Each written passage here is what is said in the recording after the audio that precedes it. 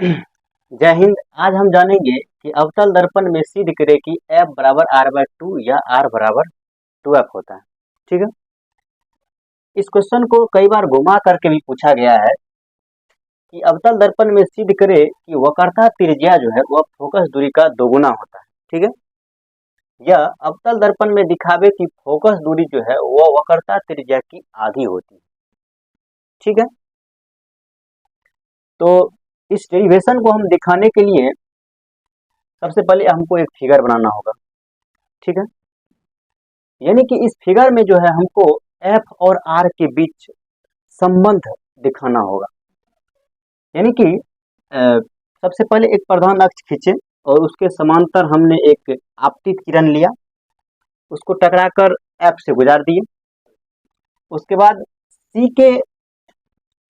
C से यानी कि वक्रता केंद्र से हम एक अभिलंब डालें। ठीक है, एक चीज आप समझिए कि ये जो दर्पण है इनका द्वारक काफी छोटा है, ये चीज हमको मानना होगा। अब दर्पण का द्वारक यानी कि ये जो M से N की ये जो लंबाई है, यानी कि ये यहाँ से यहाँ तक की जो लंबाई है ये दर्पण की द्वारक है, यानी कि दर्पण की चौड़ाई को दर्पण का द्वारक बोलते हैं। ठीक, यहाँ पर देखिए कि दर्पण के ध्रुव और F के बीच की दूरी को हम स्मॉल f यानी कि फोकस दूरी बोलते हैं, और दर्पण के ध्रुव और वक्रता केंद्र के बीच की दूरी को हम R यानी कि वक्रता त्रिज्या बोलते हैं। ठीक, इन्हीं दोनों के बीच हमको संबंध ज्ञात करना है। तो पहला चीज हमको मानना होगा कि ये जो दर्पण है इनका द्वारक काफी छोटा है। चलिए मान लेते हैं, माना कि mn एक काफी छोटा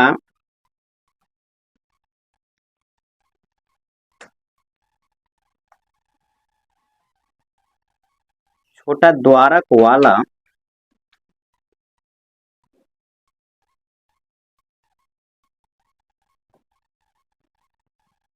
अवतल दर्पण है। ठीक है, तो एक चीज आप देखिए यहाँ की परावर्तन के नियम से, परावर्तन के द्वितीय नियम से यहाँ पर कोण 1 और कोण 2 बराबर होगा। तो यहाँ देखते हैं, चलिए लिखते हैं परावर्तन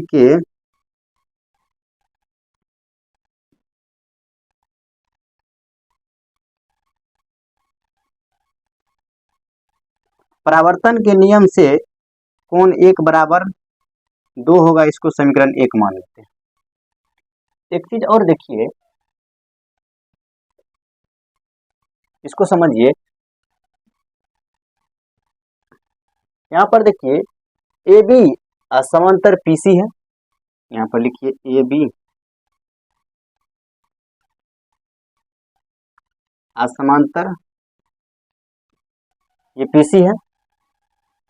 ठीक है, और बीसी इसको काट रही है।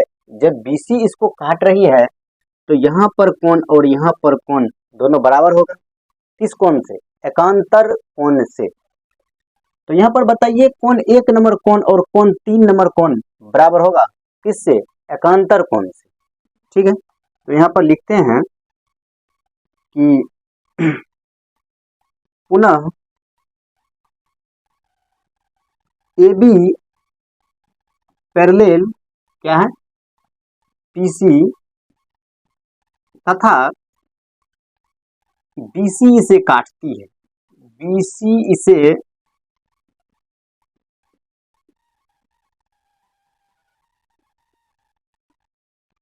ठीक है, बीसी इसे काटती है।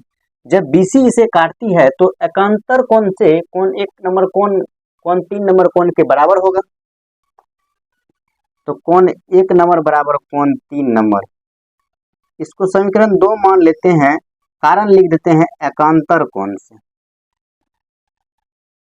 एकांतर कोण से लिख दिया। उसके बाद देखिए समीकरण एक एवं समीकरण 2 से हम देखते हैं कि समीकरण 1 और 2 का LHS बराबर है तो RHS भी बराबर होगा। तो कोण 2 नंबर कोण 3 नंबर के बराबर होगा। ये 2 नंबर कोण 3 नंबर के कोण के बराबर होगा क्योंकि दोनों का LHS बराबर है। इसमें भी कोण 1 है, इसमें भी कोण 1 है। उसके बाद देखिए 9th क्लास में आप एक थ्योरम पढ़े होंगे कि समान कोण का संगत भुजा बराबर होता है। यानी कि आप यहाँ देखिए ये त्रिभुज BCF में, यहाँ देखिए ये देते हैं त्रिभुज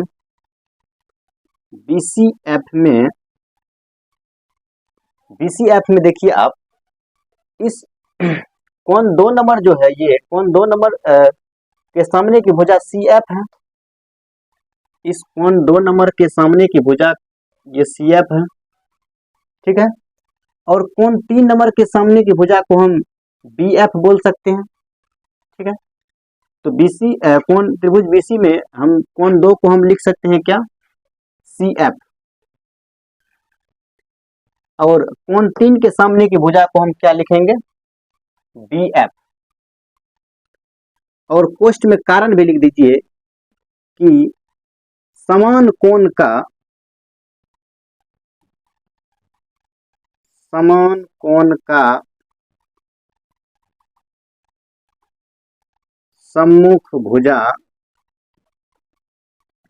सम्मुख भुजा बराबर होता है।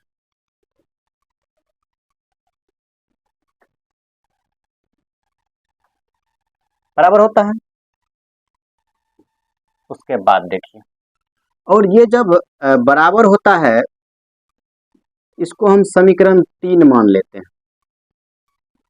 एक चीज आपको पता है कि हम पहले भी मान चुके हैं कि दर्पण का द्वारक काफी छोटा है। क्या है, काफी छोटा है। जब दर्पण का द्वारक काफी छोटा है तो बताइए ये जो BF लाइन है और ये PF लाइन, एक चीज आप यहाँ पर समझिए, जैसे मान लीजिए कि ये एक लाइन है और ये एक लाइन है। अभी आप इन दोनों में तुलना कीजिएगा तो ये लाइन आपको बड़ा लग रहा है और ये लाइन छोटा है। लेकिन अगर यहाँ पर एक और लाइन खींच दिया जाए तो अभी भी लग रहा है कि ये बराबर है। लेकिन अगर इस लाइन को ऐसे खींच दिया जाए, अब लग रहा है कि दोनों लाइन एक दूसरे के बराबर है। यानी मान लीजिए जब दर्पण का द्वारक काफी छोटा होगा तो क्या ये रेखा और ये रेखा यानी कि BF और PF दोनों बराबर होना चाहिए। चलिए यहां लिख देते हैं, क्योंकि दर्पण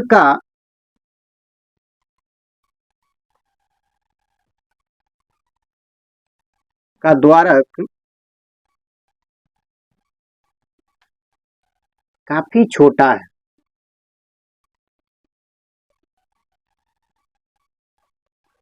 जब दर्पण का द्वारक काफी छोटा है तो BF बराबर PF मान सकते हैं हम, ऐसे भी आप समझ सकते हैं। BF PF बराबर BF, इसको समीकरण 4 मान लेंगे, ठीक है। एक चीज और देखिए, इन दोनों में हम देख रहे हैं कि दोनों का RHS बराबर है। जब दोनों का RHS बराबर है तो समीकरण 3 और 4 को अगर हम हल करेंगे तो CF बराबर PF आ जाएगा। तो समीकरण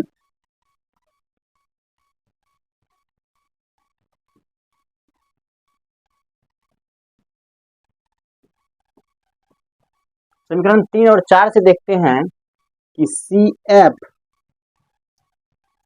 अब बराबर PF है, समीकरण 5। एक चीज देखिए कि 9 मतलब होता है अब PC बराबर CF प्लस PF, इसको आप लोग समझिए। बताइए P से लेके C तक जो दूरी R है उसको PC लिख सकते हैं, R वाले दूरी को PC लिख दिए। इस पीसी की पूरी लंबाई को हम C F plus P F लिख सकते हैं, उसी को लिखें। लेकिन समीकरण 5 कह रहा है कि सी एफ पी एफ बराबर है। जब सी एफ पी एफ के बराबर है तो हमको पी एफ और सी एफ पीसी के बीच हमको संबंध निकालना है। तो पी एफ बराबर सी एफ भी है, समीकरण 5 से हम इसको निकाल चुके हैं। तो बताइए यहाँ पर पीसी बराबर हम यहाँ लिख सकते हैं सी एफ पी एफ के बराबर है, तो सी एफ बराबर P F plus P F. कारण लिख दीजिए कि समीकरण 5 से पी एफ बराबर सी एफ है। ठीक है, लिख दिए कारण। अब बताइए इस पीसी को जो है वो तो हम आर मान सकते हैं, क्योंकि दर्पण के ध्रुव और वक्रता केंद्र के बीच की दूरी को हम लोग क्या बोलते हैं, वक्रता त्रिज्या। तो इसको हम लोग आर मान लेंगे। और यहाँ पर बताइए पी एफ 2pf हो जाएगा। ठीक है, तो यानी कि यहाँ आर बराबर 2, अब पी एफ, पी से लेके एफ तक की दूरी को हम फोकस दूरी बोलते हैं। तो इसको हम लिख देंगे एफ। एक चीज मेरा प्रूफ हो गया। ठीक है, अब ये 2 को इधर भेज देंगे तो एफ बराबर आर बाय 2 वो भी सिद्ध हो जाएगा। तो इसीलिए एफ बराबर आर बाय 2 प्रूफ। इस तरह से हम इसको आसानी से समझ सकते हैं। ठीक है, अगर वीडियो अच्छा लगा होगा तो लाइक कमेंट और चैनल को सब्सक्राइब कीजिएगा।